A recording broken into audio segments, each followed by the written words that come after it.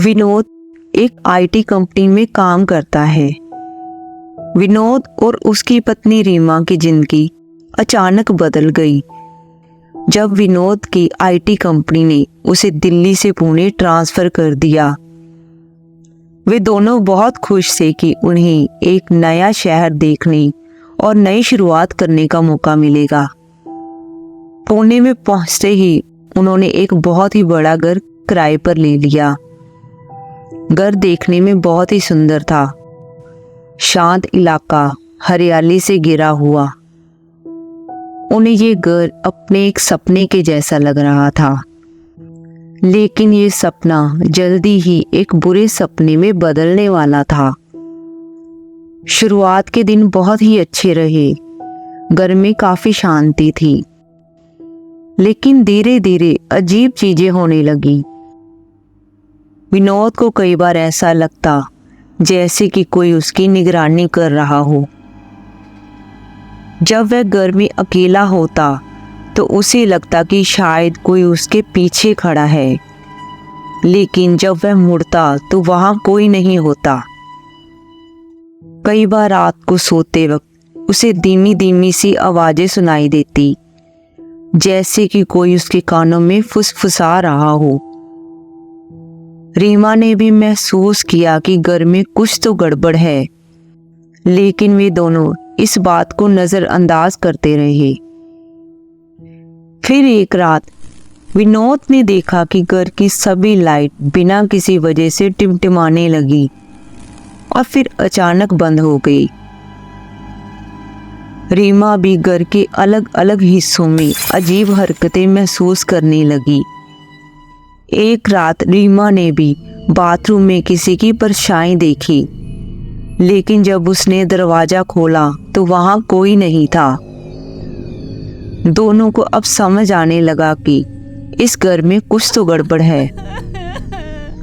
दिन बीतते गए और उनके साथ होने वाली घटनाएं भी बढ़ती गई।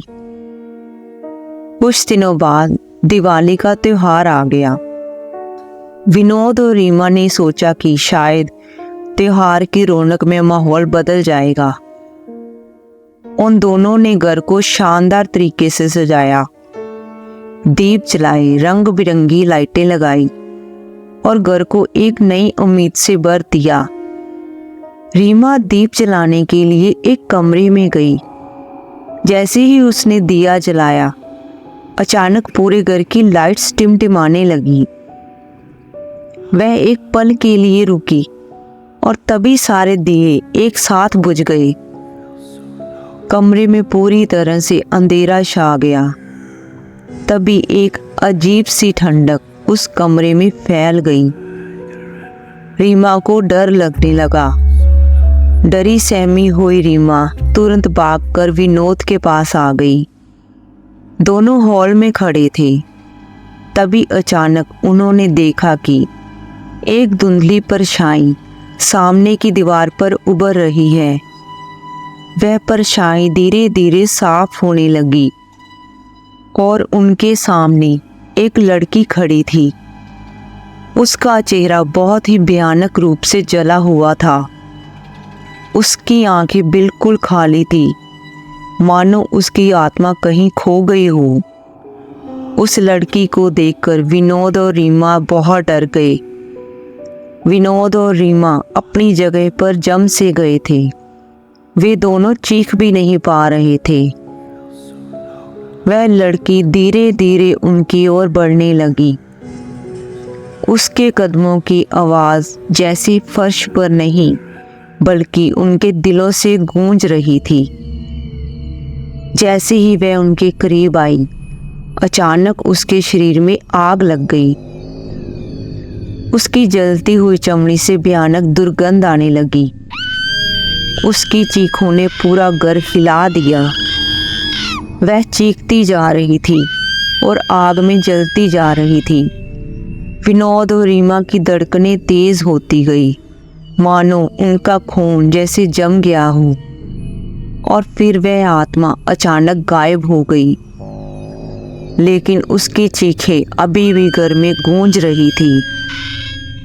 दोनों पूरी तरह से हिल चुके थे। उनकी सांसें रुक गई थी, वे बुरी तरह कांप रहे थे। किसी तरह उन्होंने खुद को संभाला और तेजी से घर से बाहर भागे। बाहर निकलते ही उनके एक पड़ोसी ने उनकी हालत देखी और तुरंत उनके पास जाकर पूछा, क्या हुआ? आप दोनों इतने डरे हुए क्यों हो? विनोद ने हकलाते हुए अपने साथ हुई घटना के बारे में पड़ोसी को बताया। ये सुनकर पड़ोसी ने उनको उस घर के साथ जुड़ी हुई एक घटना के बारे में बताया। उसने बताया कि कई साल पहले उस घर में एक लड़की किराए पर रहती थी। दिवाली की रात एक हादसे में उसके कपड़ों में आग लग गई थी और वो जिंदा जल गई थी। उसकी मौत इतनी दर्दनाक थी कि उसकी आत्मा आज भी इस घर में भटकती है। जो भी उस घर में रहने आता है उसे वह आत्मा बहुत परेशान करती है। कोई भी वहां ज्यादा दिन टिक नहीं पाता।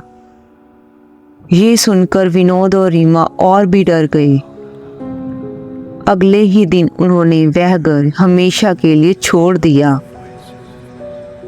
आज भी उस घर में जो कोई रहने आता है उसे दिवाली की रात उस लड़की की चीखें सुनाई देती है और उसकी जली हुई परछाई दीवारों पर नजर आती है। कहते हैं कि उसकी आत्मा अब तक शांति नहीं पा सकी है और वह हर दिवाली की रात जलने की यातना को फिर से जीती है।